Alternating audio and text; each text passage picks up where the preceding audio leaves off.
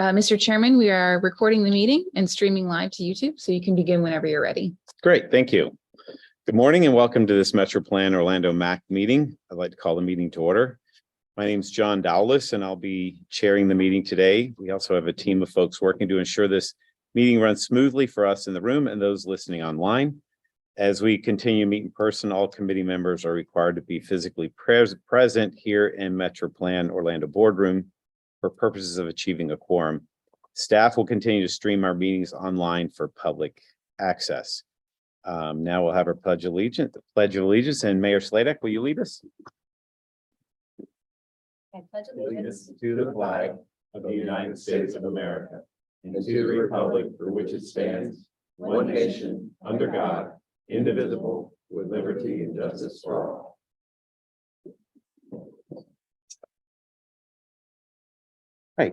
Couple things I'd like to welcome some new members. We have from Oakland, we have Oakland's new city manager, Andy Stewart. Welcome.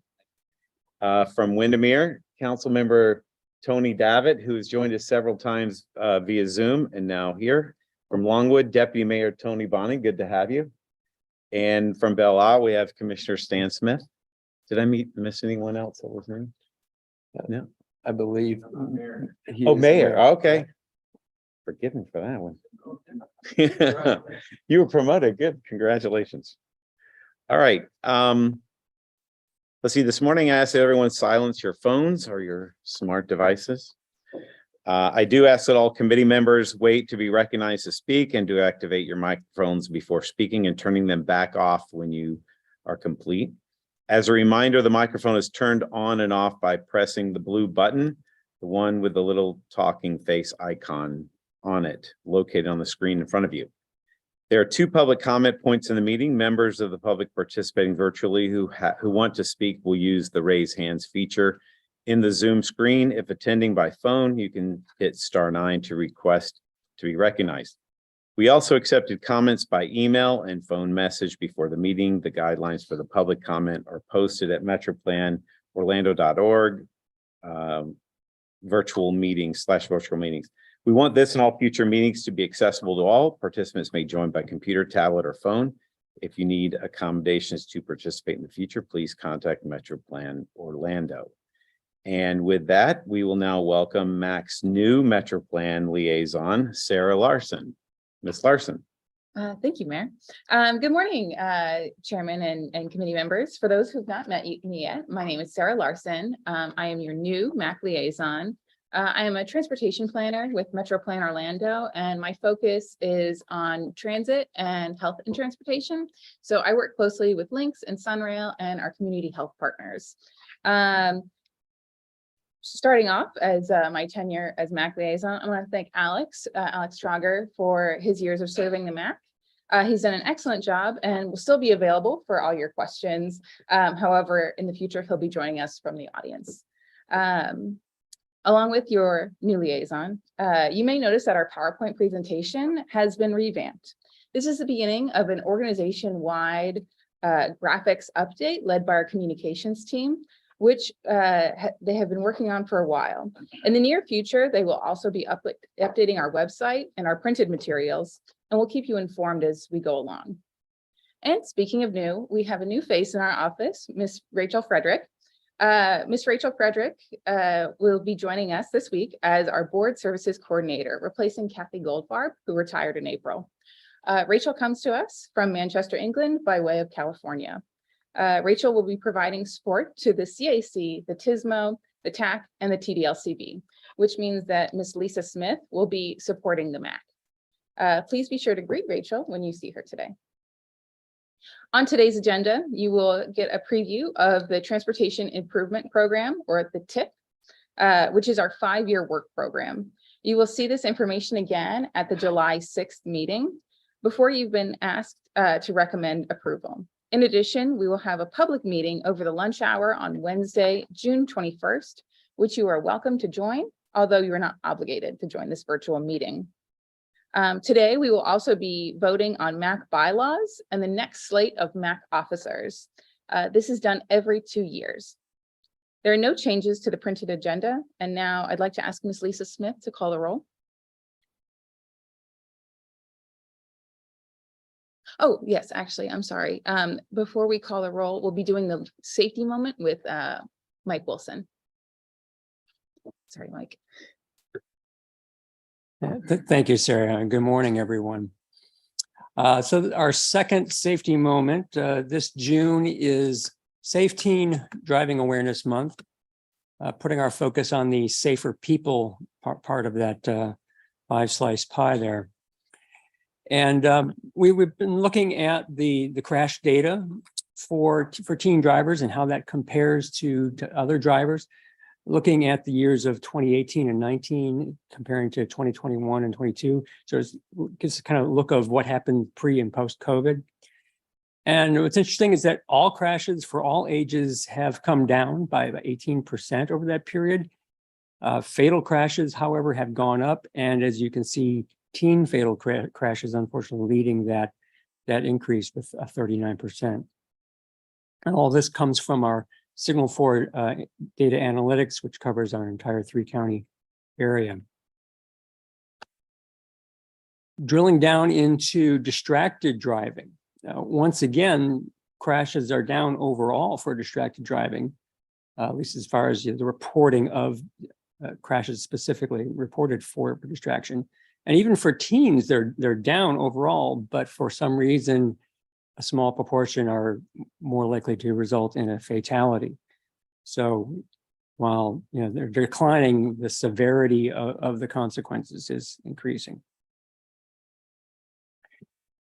Part of that has to do with just how teens operate. What's been found from the Florida Teen Safe Driving Coalition is that teens are more likely to be distracted and do unsafe things if there's one or more other teens in the car with them, or just passengers generally. Which kind of leads us to our takeaway for, if you are a teen or if you have a teen, talk about, can we limit that number of passengers if maybe we split up into 2 cars if need be, and talk about those consequences for distraction, not just from passengers, but of course from all sources. And another key thing for teen drivers is that they are disproportionately much more likely to be involved in a nighttime fatal crash. So limiting that behavior as well. So that is our safety moment for this month. And I'm glad to take any questions. Yes. Commissioners. Very interesting data here. I now have a teen driver that's learning how to drive. What methods are being used to minimize these, reduce these stats?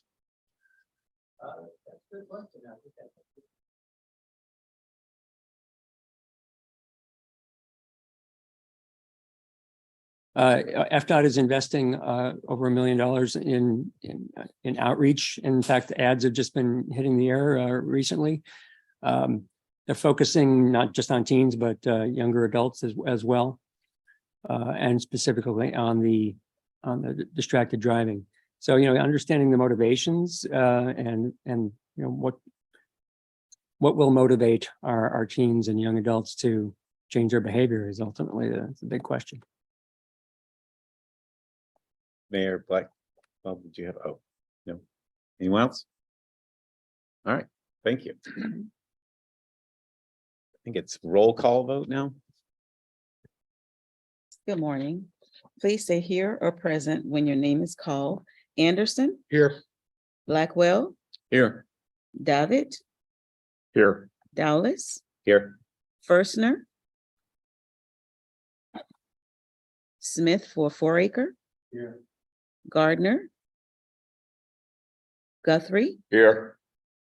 Henson, McCann, Here. Stewart for Ramos, Boney for Sackett, Here. Slatic, Here. Smith. Here. Mr. Chair, that concludes the roll call, and we do have a quorum. Thank you very much. All right. Public comments. We will now hear public comments on action items. Do we have people who want to speak to any of these items? If so, please use the raise hands function on your screen or press *9 on your phone keypad. We ask that you provide your name and address for the record. Please hold your comments to 2 minutes or less. Are there any comments at this time? We have not received any requests. Are there any written comments? We have not received any written comments. Okay, great. Then we will move to agency reports. So we have Mr. Scarf from FDOT. Welcome. Thank you, Mr. Chair. Good morning, committee members. I have a few items for you this morning. As per every month in tab 4, you'll find your FDOT construction report. When you find the time to take a look at that, if you want to focus in on your area and you develop additional questions, I encourage you to look at CFL roads. If you can't find what you're looking for there, then go ahead and reach out to myself or the FDOT team. We'll be able to provide you with answers. Sometimes we'll dig a little bit deeper if there's something you're really looking into. The planning team and myself just conducted review of the Metro Plan tip, which you'll be briefed on later today. Everything was good on our end and moving forward. So you'll have more information from your Metro team this morning. So this month I attended the Metropolitan Planning Program Coordination Meeting, kind of a long title, and we discussed the Moving Florida Forward initiative that you were briefed on earlier in the year. The guidance that we've been given is to assume that all 20 of those projects that were identified are going to be moving forward here sometime in the near future. Now, with that being said, they're still working on prioritizing and the timing of how those are going to land into the various tips for the other organizations. And so what we can expect in the future is that we will have amendments whenever those details are worked out. And finally, the community visioning meetings for the resurfacing projects are scheduled for late June and early July, or tentatively scheduled. We had good participation for the first round, and hopefully we continue that in the next round. And again, that's your opportunity to provide input on resurfacing projects. If there's any low-hanging fruit that we can add, then we'll do so at that time. And pending questions, that's all I have for this morning. Any questions? Move to Ms. Whitten with Links. Welcome. Good morning. Thank you. My updates are very brief. Today I have two things to report. One, we are very happy that we received the Bike Friendly Business Award from the City of Orlando. Links was silver status this year, so we'll be working towards gold for next year. And also our ridership is continuing to steadily increase. It's 11% compared to this time. It's increased 11% compared to this time last year. So we're continuing to recover steadily from the pandemic decreases that we experienced. So pending any questions, that's my update. I have one. What was the total ridership before and what is it now? What was that, our highest? Daily, right now, we're continuing to hover around 55,000. Before the pandemic, we were around like 74,000. So it's coming back. It dipped quite a bit, so it's steadily coming back. All right, thank you. Any questions? Thank you. Others? I am curious. What do you attribute that to? More people working from home, less people in the workforce? Do you have that, or all of the that, above? yeah. More people driving alone, more people working from home. Yeah, but we are seeing increases on the paratransit side. It's coming back a lot faster. So. Thank you. Thank you very much. And from the Florida Turnpike, we have Mr. Fine. Welcome. Good morning, committee members. One quick update this morning. So Florida commuters continue to see significant savings as a result of the toll relief program, which is administered by the Florida Turnpike Enterprise. This program includes SunPass as well as other Florida-based tolling agency partners throughout the state. Since the toll relief program's launch on January 1st of 2023, more than $150 million in toll relief credits have been issued, benefiting 1.2 million Floridians. In the month of April alone, account credits of $37.7 million were posted to 1 million customer accounts. The year-long program automatically gives frequent users with at least 35 monthly toll transactions a 50% toll credit to their account. The toll relief program builds on the successful SunPass savings program of last year that concluded in December and resulted in 384,000 drivers saving over $18 million. In addition to the 25% savings SunPass customers already receive, the toll relief program provides drivers with another way to save. The program runs through December 31st, 2023, and that's the current toll relief program, and is expected to provide 1.2 million drivers with savings of nearly $500 over the course of the year. Of course, customers are encouraged to ensure that their transponders are properly mounted in their vehicles and their account is in good standing. But with that being said, that is under my report. Great. Any questions about the turnpike? I've got a quick one. Go ahead. I know I've asked this in the past, but I don't know if it's since the new program has gone into place. Is this completely contained funding wise within the tolls, like the toll roads are still paying for themselves?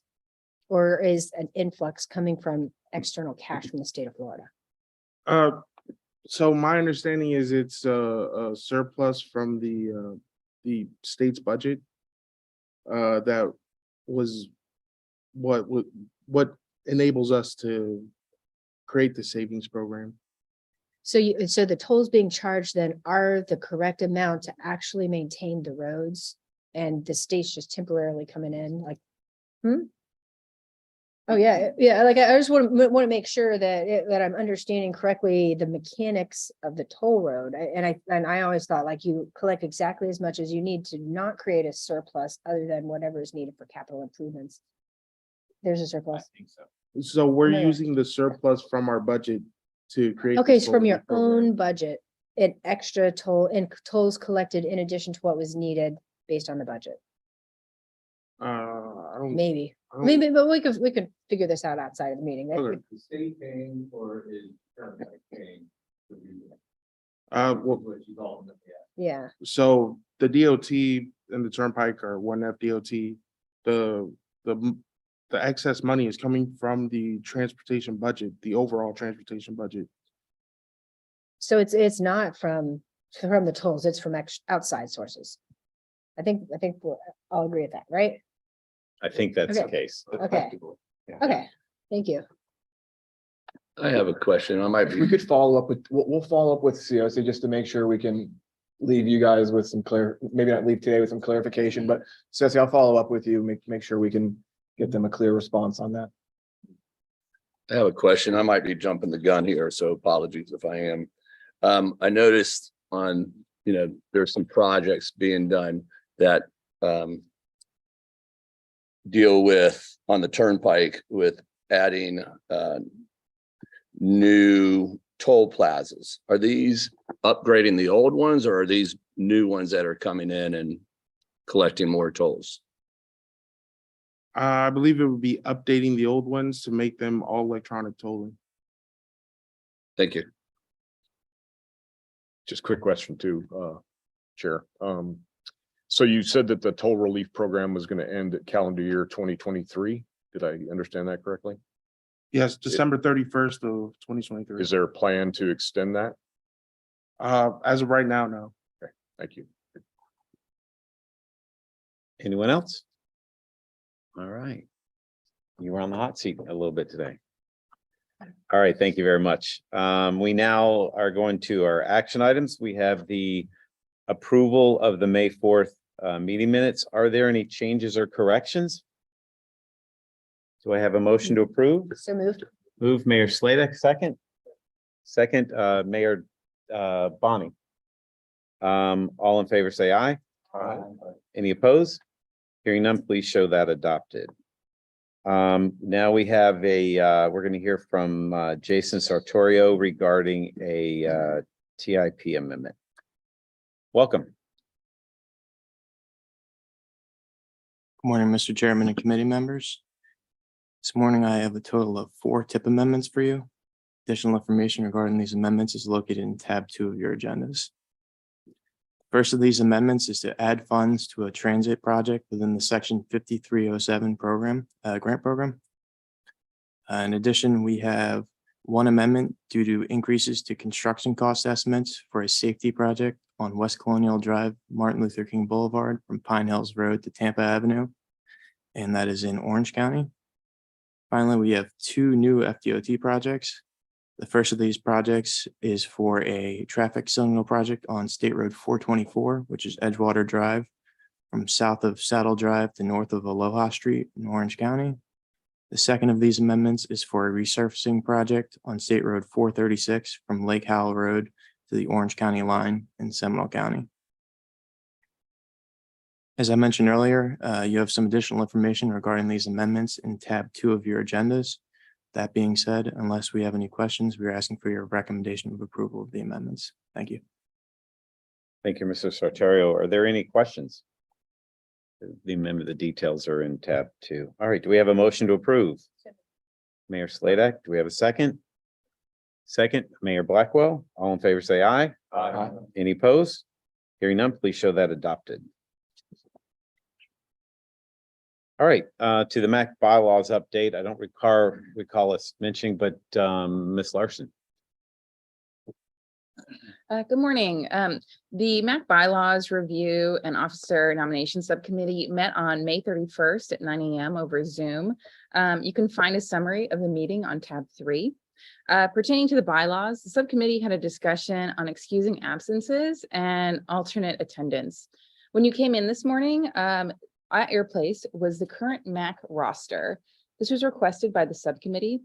Please review the roster and make sure that the primary and the alternate for your municipality is correct and up to date.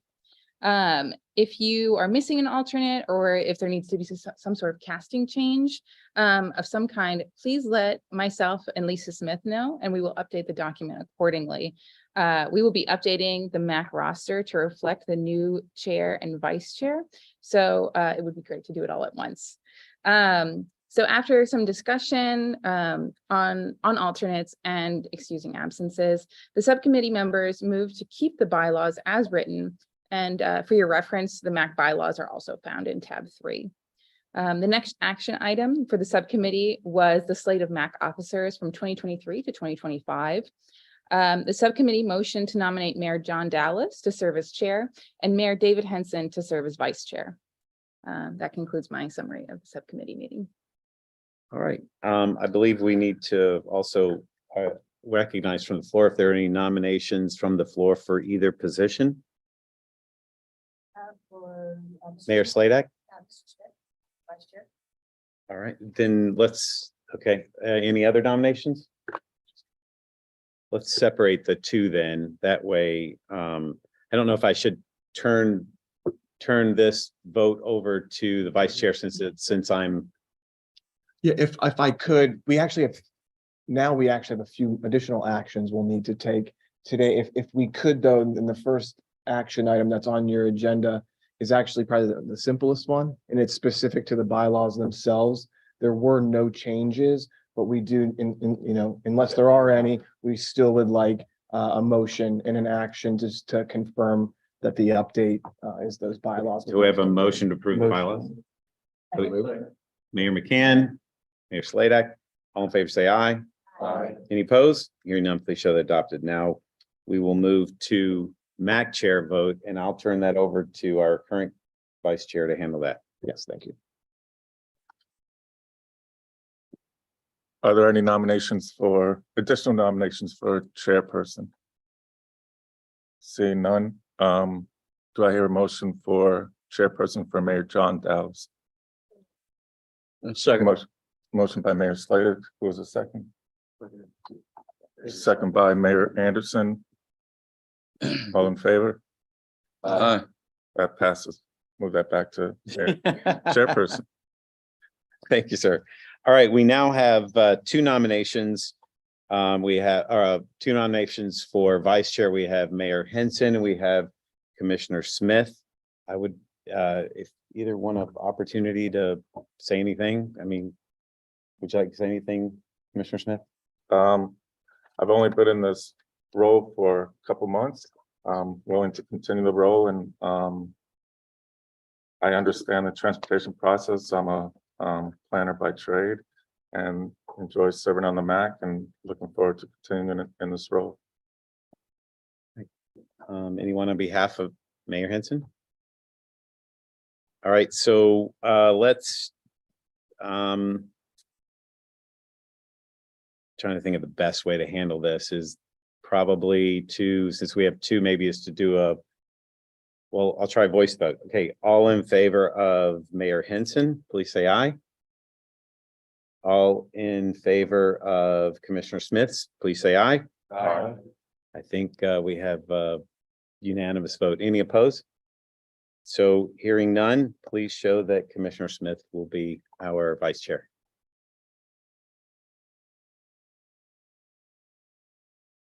Yeah, let me back that up. Do we have how many for those not in favor of Commissioner for Mayor Henson, please say nay. Okay. I didn't think they want, yeah. Yeah. And all in favor of Commissioner Smiths, please say aye. Any opposed? Hearing none, please show those motions adopted. Congratulations. Thank you, sir. Thank you, everyone. Let's see. Oh, Mayor Sladek nominated, and who was the second? Okay, yeah, Mayor Blackwell. Sorry about that. All right, now let's go to project PPL list, and we have Slade Downs. Mr. Downs.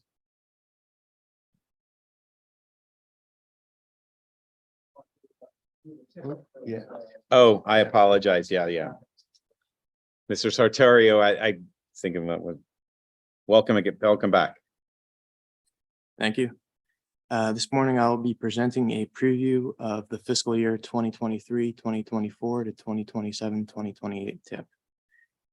In your agenda packets, you will find a link to the draft document for your review.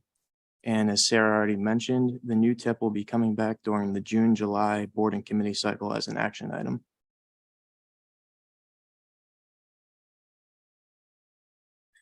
A little background on the TIP. The purpose of the TIP is to identify all federal and state funded transportation projects for the next 5 years. This includes locally funded projects and Central Florida Expressway projects for informational purposes. And the TIP is updated on an annual basis. The 5th year of funding is consistent with the adopted project prioritized project list, which was adopted in July of 2022. All in all, we have 11 sections in the TIP. They're highlighted on this slide. Overall, we have 427 projects within these 11 sections of the TIP. And over the course of this presentation, I'm going to highlight a few of these projects. And as you might have noticed, this year's TIP document looks very different than it has in the past. We've incorporated the new Metroplan Orlando branding to the TIP document. And in addition, we have refreshed the document to make it more visually appealing, easier to read, and user-friendly. Just for an example, this is an example of one of the project tables. So it's a little bit easier to read the funding year and the funding source. So we're going to start off with National Highway System. The National Highway System projects consist of projects in the Interstate Highway System, Strategic Intermodal System, and National Highway Freight Network. In our region, the National Highway System mainly consists of projects on I-4. And over the past year, FDOT has come before you and given several presentations regarding projects along I-4. There are a total of 19 I-4 projects in the TIP with an estimated $618 million in funding programmed. A few projects we would like to highlight include I-4 from east of County Road 522 to west of State Road 528, which has right-of-way funded in fiscal year 2023, 2024, and fiscal year 2025, 2026. Next, we have I-4 at Darrell Carter Parkway interchange, which has construction funded in fiscal year 2024, 2025. In Seminole County, we have I-4 from 1 mile east of State Road 434 to US 192, which is right away funded in fiscal year 2023, 2024, and fiscal year 2024, 2025, and has preliminary engineering funded in fiscal year 2024, 2025. Finally, in Seminole County, we have construction funding program in fiscal year 2025, 2026 for a truck parking site. Next, we're going to move on to the state highway system. This includes capacity improvements, complete streets, safety operations, and ITS investments on the state highway system. This includes some 3R resurfacing projects on the state highway system as well. Overall, we have 39 projects and an estimated 460 million in funding. First project we're going to highlight is State Road 50 from east of Old Cheney Highway to Chuliota Road. This project will add lanes and rehab the pavement. Construction funding is programmed in fiscal year 2026, 2027. Additionally, construction for the next phase of this project from Chuliota Road to State Road 520 has construction funding programmed in fiscal year 2027, 2028. Next project we're going to highlight is US 1792 from John Young Parkway to Pleasant Hills Road. This is an intersection improvement project, which has right-of-way programmed in fiscal year 2024, 2025, and fiscal year 2025, 2026, and construction is funded in fiscal year 2026, 2027. Last project in this section we're going to highlight is State Road 436 from North Lake Boulevard to Boston Avenue. This is a pedestrian detection system or PedSafe project. This project has construction and operations funded in fiscal year 2023, 2024. Next, we're going to move on to complete streets. Complete streets projects consist of roadway, bicycle, and pedestrian intersection improvements that improve safety and accessibility for all users.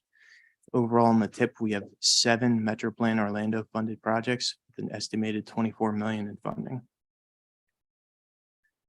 First of these projects that we're going to highlight is Edgewater Drive from Lakeview Street to Parr Street. This is in Orlando, and this project has construction funded in fiscal year 2023, 2024.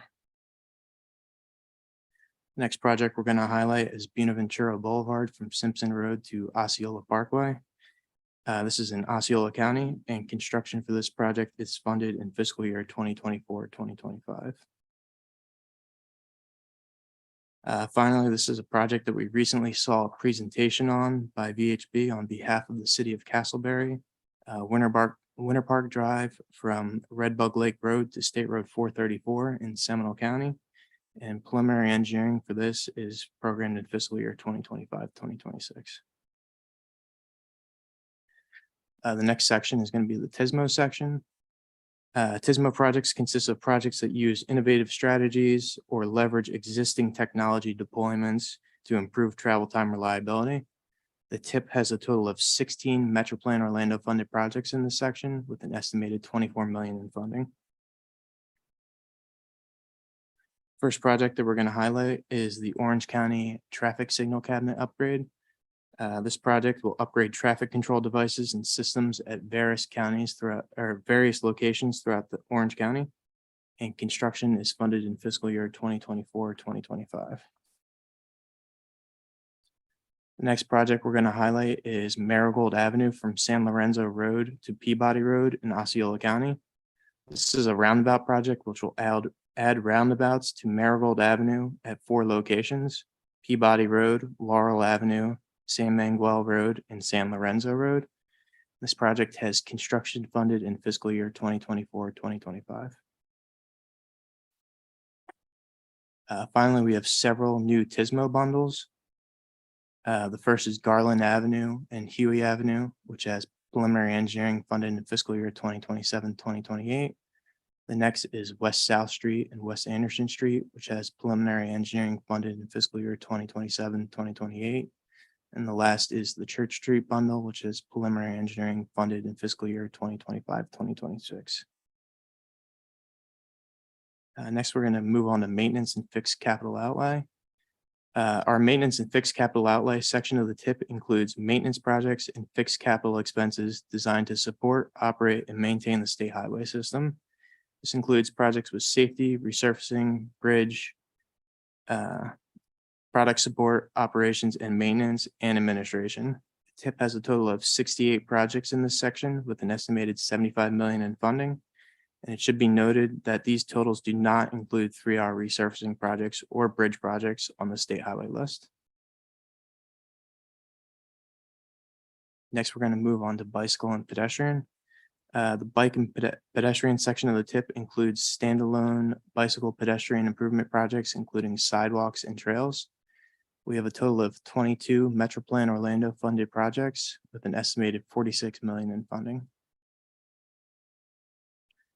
In the TIP, 4 phases of Shingle Creek Trail are funded. This includes sections from West Taft Vineland Road to State Road 528, from State Road 528 to Destination Parkway, from Old Winter Garden Road to Raleigh Street, and from Alhambra Drive to Old Winter Garden Road. Construction funding is programmed for 2 phases of the trail in fiscal year 2023-2024, and for 1 phase of the trail in fiscal year 2024-2025. Phase 4 of the trail has preliminary engineering funded in fiscal year 2025-2026 and construction funding programmed in fiscal year 2027-2028. The next project I would like to highlight is the St. Cloud Sidewalks project. These sidewalks improvements are to take place on Delaware Avenue, Vermont Avenue, and Columbia Avenue, and construction is funded in fiscal year 2023-2024.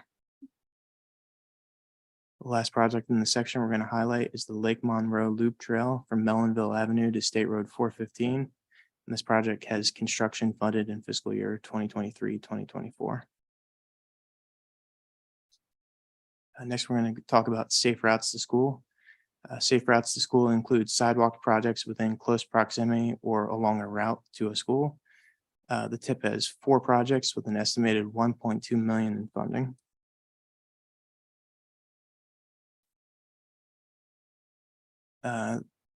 Next, we're going to talk about transit and commuter rail. Transit and commuter rail are 2 separate sections of the TIP.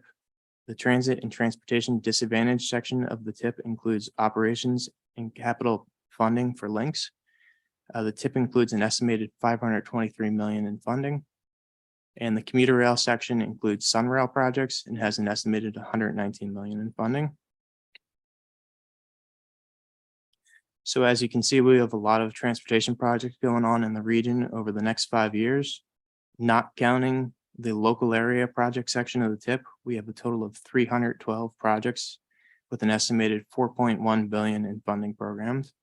And the pie chart breaks down the funding based on the 11 categories of the TIP.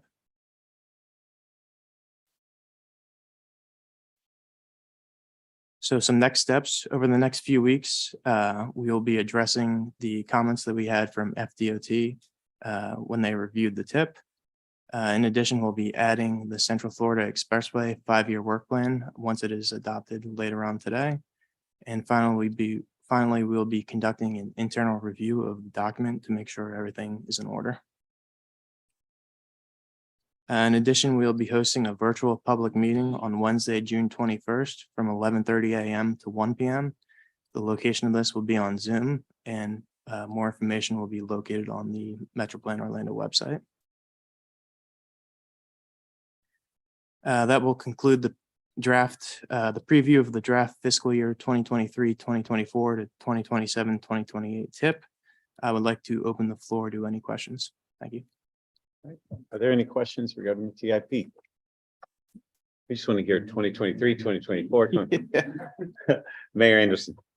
Yes, and so I just want to thank you all and the FDOT for working, and MetroPlan for helping us here in Winter Park.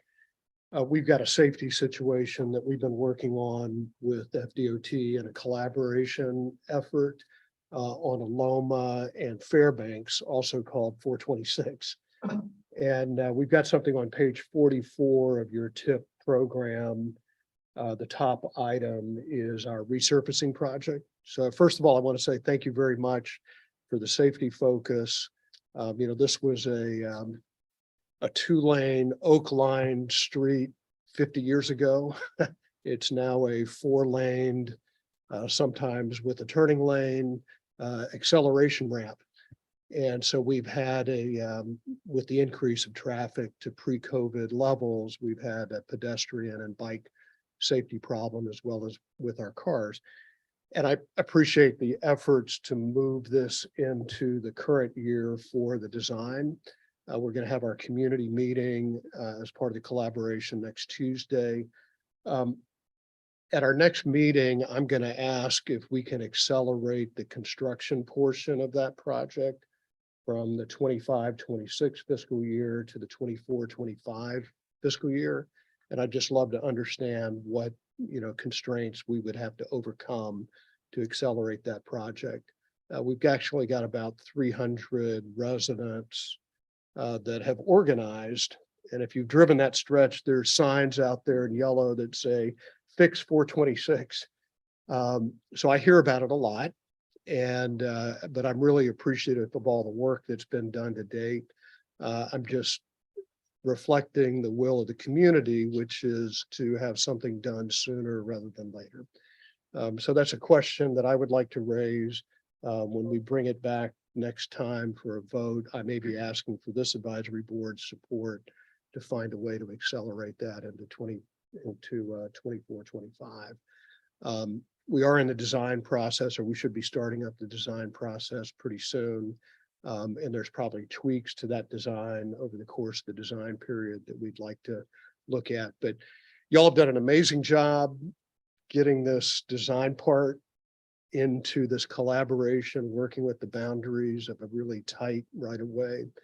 And I appreciate that. But we may like to see if we can accelerate the construction period. Is there a question in there? No, actually, I'm recruiting support from the advisory board so that next meeting, when we're asked to adopt this, I may be asking for an amendment to accelerate this particular project. So thank you. Actually, can I ask? Mayor McCann? Thanks. Can you identify that area on Aloma a little better? I know that near Goldenrod, is that where you're talking about? No, this A is little from further. Park Avenue. Oh, right in Winter there. Park, Thanks. past Rollins, all the way out to Lakemont. What we have is, I like to call it the Formula One racetrack, where if you come from Park Avenue and you get past what we call Ollie, which is Dinky Dock, there are no traffic lights for about an hour out, about a mile and a half. And it's a beautiful Formula One S-curve with 290s. And people have been, post-COVID, as traffic has returned to norms, it's created some pretty big safety problems. The great news is the timing of all this coincides with FDOT's focus on safety. And so they were able to step up and advance the design work on this, because I don't think this was in the long-term plan 2 or 3 years ago, but over the last year or two, mostly because of some resident action that they've kind of organized and are very active and involved in this issue. Mayor Sladek? If I could rephrase into a question and let me know if I'm getting this right. I think the question is it accurate for us to think that we have to deprioritize something and defund something for next year in order to put this there? Do we need to pick our poison?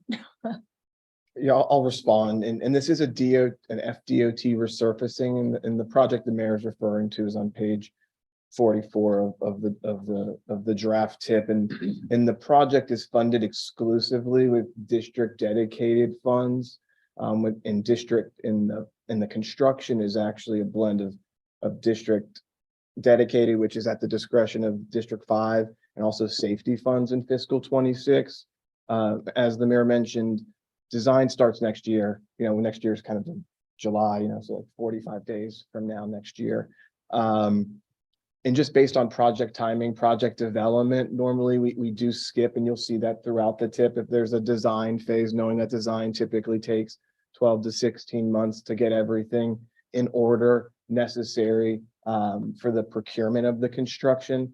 So I see we can have a discussion with DOT about seeing if we can advance that, but just by virtue of the project development process, that's probably the more likelihood on timing of when kind of that ad would hit the streets. And to answer Mayor Slade's specific question, it would be a trade-off. And that decision would be made by the department as it relates to their resurfacing program.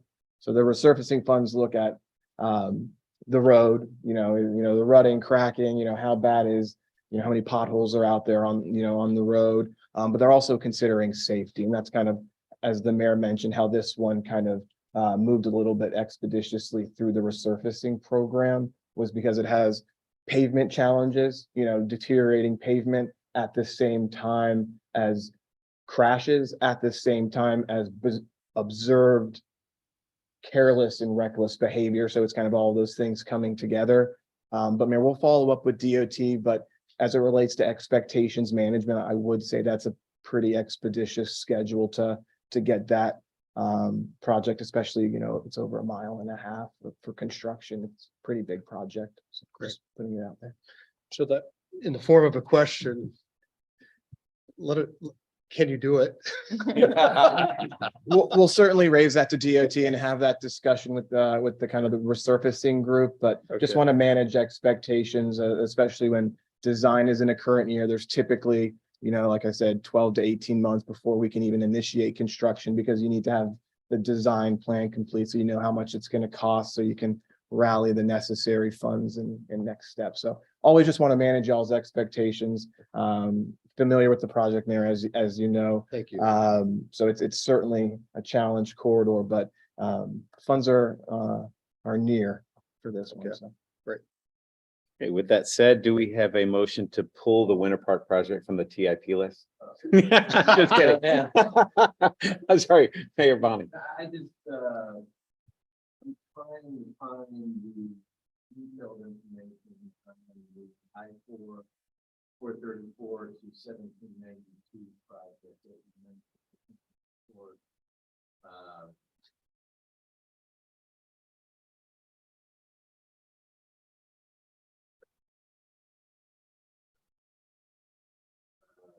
Right there, from 430 State Road 6 to 1790, what is that right there?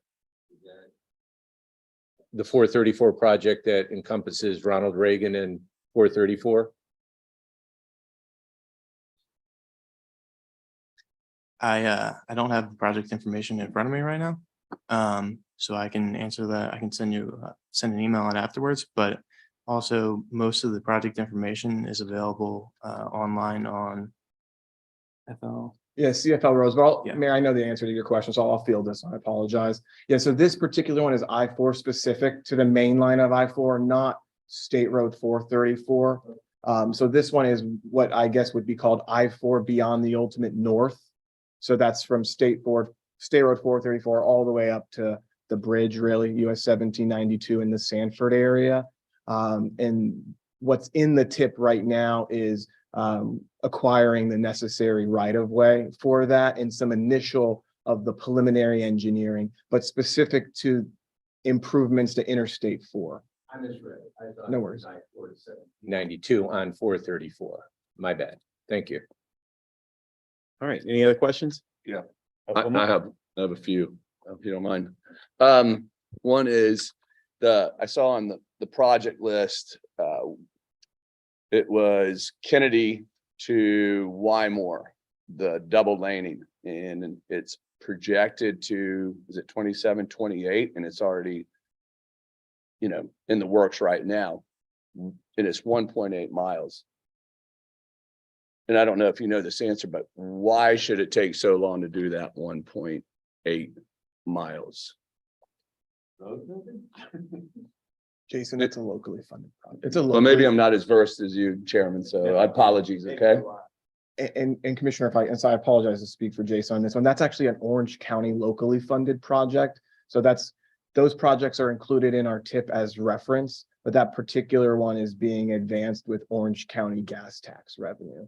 So to answer your question, why is it taking so long? I was just the necessary Okay, I got you. collections of gas tax to build that particular project, but that is a Orange County managed project, not federally or state funded. Okay, so it's just the funding from the county. Okay. And then question, I noticed on your pie chart that that the bike and ped is the lowest funded percentage on there. Should we not give that more consideration than we do? I mean, when y'all did this and you divvied it up, was that not a consideration to fund it more? Or could we not do more projects? Is this something you feel is right? I know that we sit here at every meeting and talk about the importance of walkability and bikeability and stuff. And I just see that, you know, this is the smallest piece of the pie. Yeah, I'll answer that. And some of it's just, I'll honestly, it's just how the pie chart is formatted, as Jason mentioned. It's very specific to the sections of the TIP. But as you recall, you know, there's this state highway section that's listed in gray as highway. You know, that includes all types of improvements on the state highway system. So you'll see urban corridor improvements or resurfacings, or, you know, the project that Mary Anderson had mentioned, which also includes bicycle and pedestrian improvements. It shows up on a different list. So some of that, this table can be misleading when our board's policy for our federal funds that our board has kind of direct control over. 17% of those funds are directed to bicycle and pedestrian improvements. That's consistent with our adopted long-range transportation plan, the 2045 MTP. So the board has given some direction to how to fund projects. 100% of our federal funds that the board overseas do not go to capacity improvements. So they are in complete streets, ITS intersections, safety improvements, and sidewalk and trail, kind of the bike and ped type projects. And I think that's when you go to that section of the TIP, the projects are very bike ped focused, trail, sidewalk, shared use path. But when you go to the highways section, you'll also see, you know, the widening of a road, which also includes a wider sidewalk, improved crossing, lighting. So sometimes they're blended into the project type.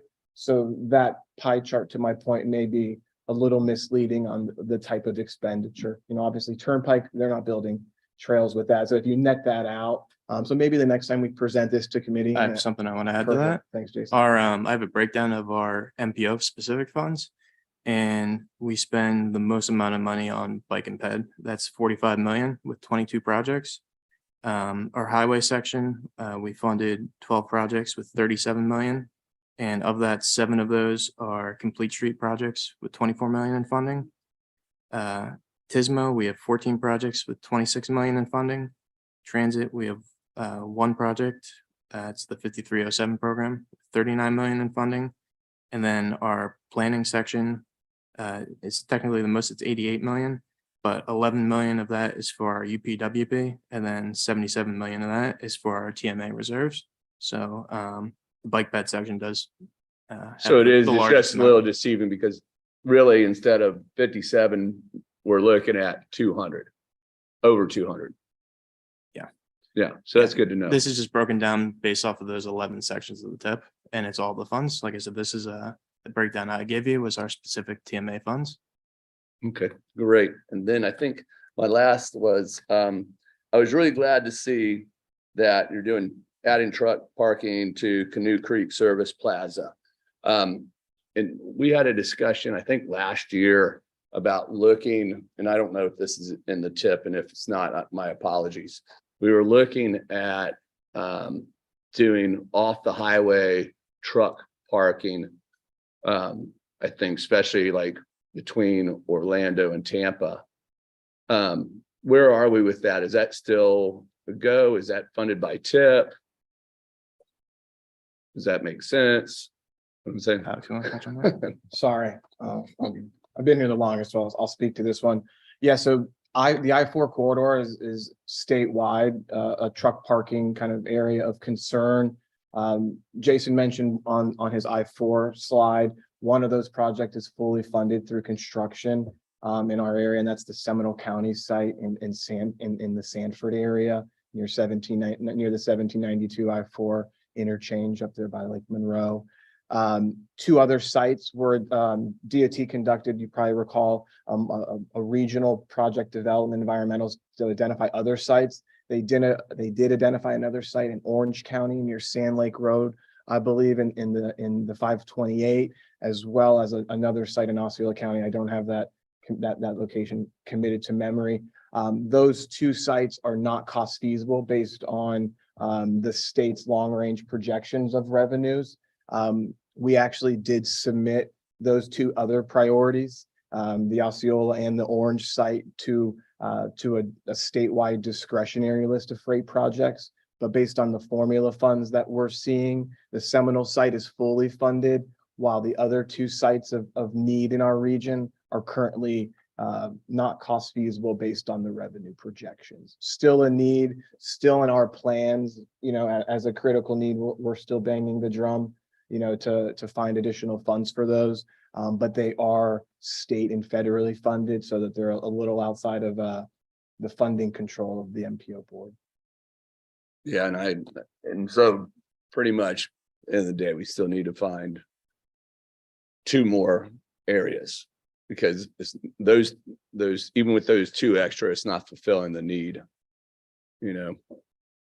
Okay, thank you. Appreciate it. I'm just curious, what, is this a place where you can park a truck and sleep, or is this? Okay, thank you. It's for it's for commercial vehicle operators to meet their hours of rest requirements. Great. All right, thanks. Do we have a motion to approve the fiscal year 2023 to fiscal year 2027, 28 TIP? So move. We have a motion by, oh, okay, got it. Yeah. A preview, yeah. We have next one. We have the PPL. Welcome, Mr. Downs.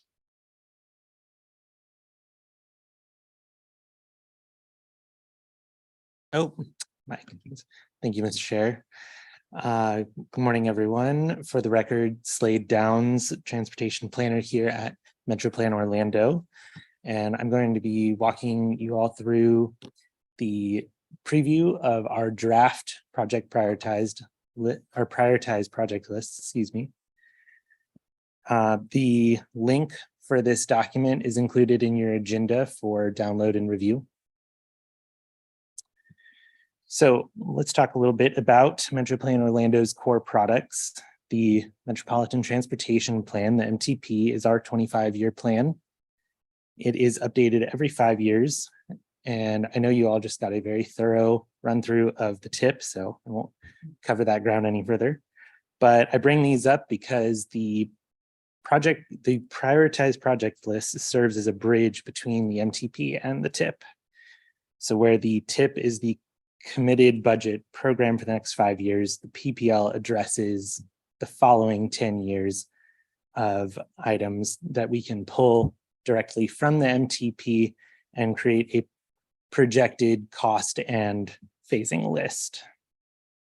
The PPL is updated annually, and you're all going to get a preview of what that update looks like in just a second, so that you'll have a chance to comment and provide feedback on projects identified for federal funding.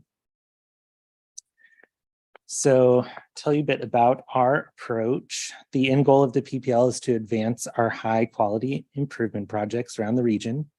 In the MTP, we've already established the needs, the cost feasibility, cost forecasts.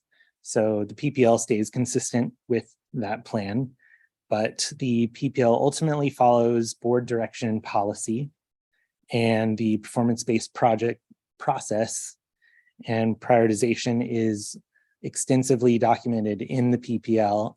If you go to Supplement B, you can read all about that, see all the formulas.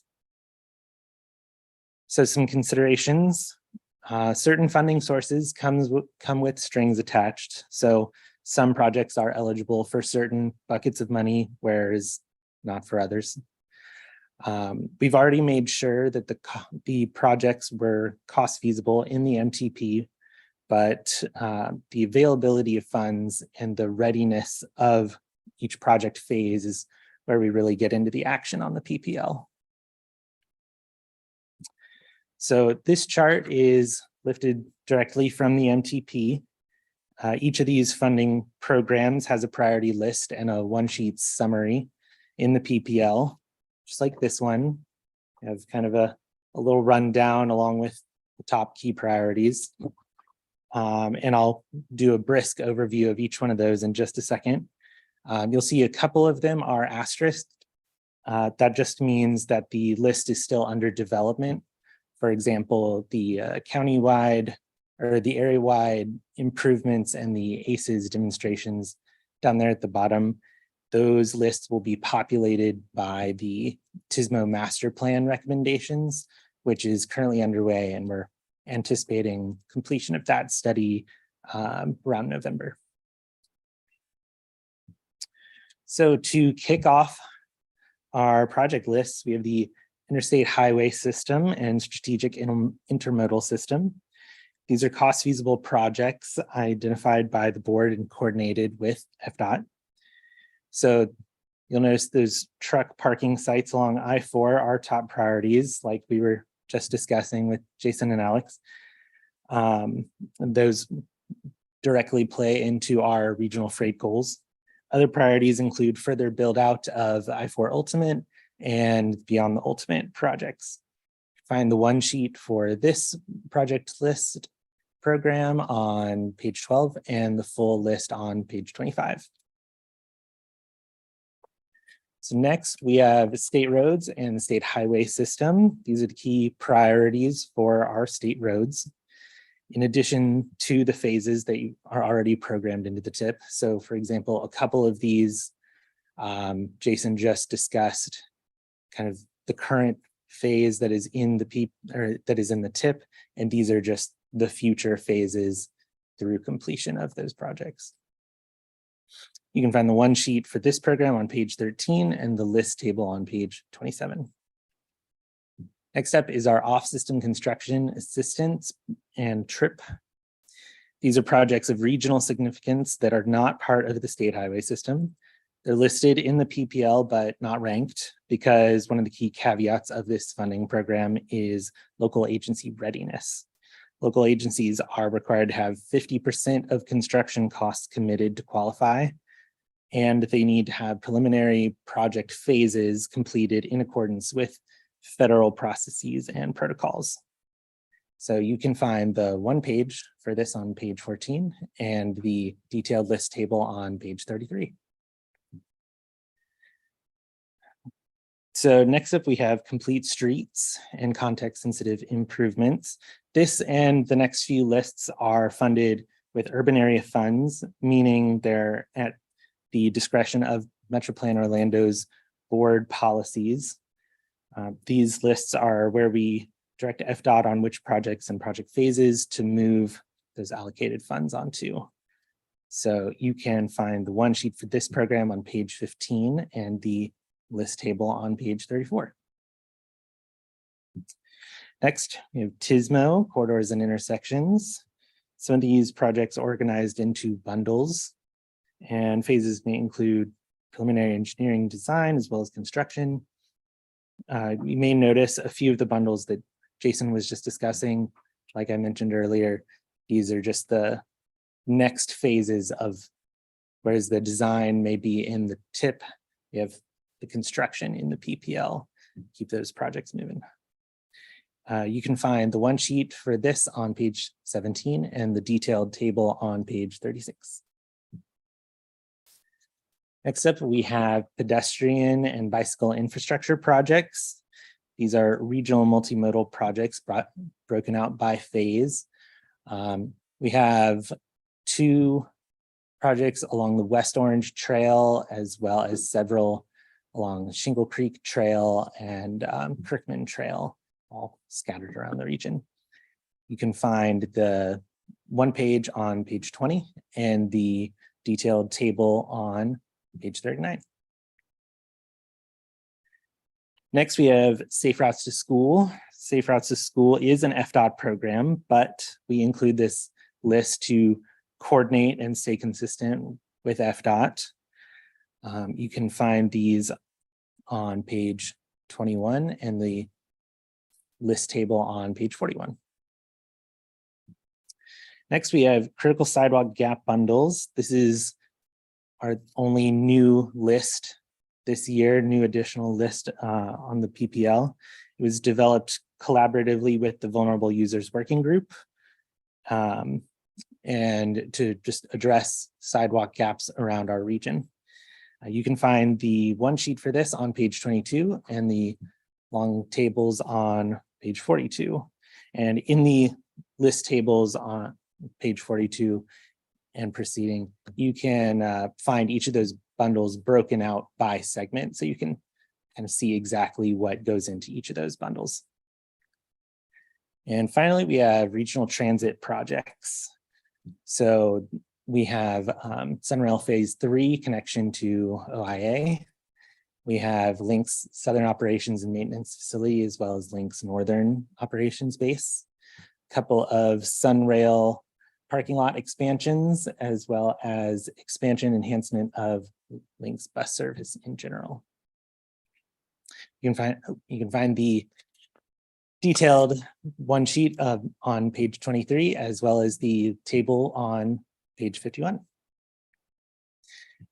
So what is next in the process? Now that I've presented this to you and all of our other advisory committees, the board is the next stop for this preview presentation. We've actively solicited comments from our local technical partners, who would be all of your staffs. And we're working to incorporate those comments into the final draft of the PPL, which we'll be bringing back in the next committee cycles and asking for your adoption recommendation. And with that, it brings me to the end. I'd be happy to take questions. Thank you. All right, any questions? All right, thanks so much. Okay. Not too painful. You guys got all your questions out with Jason. This is a very important list. Have to go study it even more. Thank you. All right. Let's see. We're now on general information. Let's see. Under tab 4 in your agenda packets to take a look at. The next Metro Plan Orlando board meeting is here next week, Wednesday. And if there's anything specific you'd like me to bring up, please let me know on behalf of the MAC committee. And our next MAC meeting will be July 6th. So put that on your calendars, and then we have member comments. Anyone? Yes, sir. So in response to Mayor Slater's question, just to talk about the operation of the toll relief program. I answered a similar question for the MAC last year, and my answer was as followed, and this is from the actual people who operate the actual program itself. So last year there was a question about if this program would affect the turnpike revenues any. And my reply was, this program will not affect the turnpike's work program because this commuter relief program is being supported by Florida's budget surplus. The Department of Transportation will be reimbursed from the general revenue budget for all toll credits issued to customers. So. Thank you for that.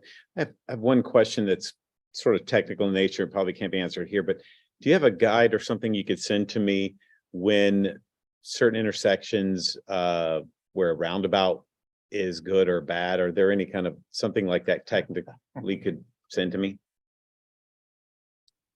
There's guidance, but it's really not a cookie, roundabouts are probably the least of the cookie cutter approaches, because it plays into what's kind of the behavior, the volumes, the safety, what you're trying to solve for, the community, as you know, who've kind of worked with roundabouts, installed them, there's a public participation, education element of installing roundabouts. I know Windermere specifically. So there's guidance for planners and engineers, but there's not really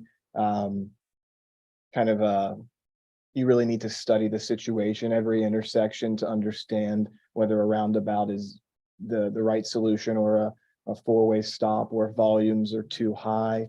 A traffic signal, some of it's space. That's what I was wondering about Some of it's volume and things space like as that. well. You know, a roundabout does take up a larger footprint and you need that larger footprint to have the actual necessary kind of movements. Otherwise, you're just kind of creating a four-way stop without stopping, which kind of can be problematic in its own design. So there's no perfect design, but if you want to have a discussion offline, you know, we can certainly see how we can help. That'd be great. All right, any other questions or comments from the board? Okay, we now have public comments. Do we have any who have wish to say anything, either raise their hands on the raised hand function? We do not have any in person, and I do not see any hands raised on the virtual side. All right, are there any written or phone comments? There were none. All right, great. So with that, do we have a motion to adjourn? Second? All in favor, say aye. Aye. Any opposed? Hearing none, please show the meeting adjourned. And congrats. Wow. Yeah. Oh, yeah. Exactly. So at least that one's, yeah. Yeah, and then I've got to.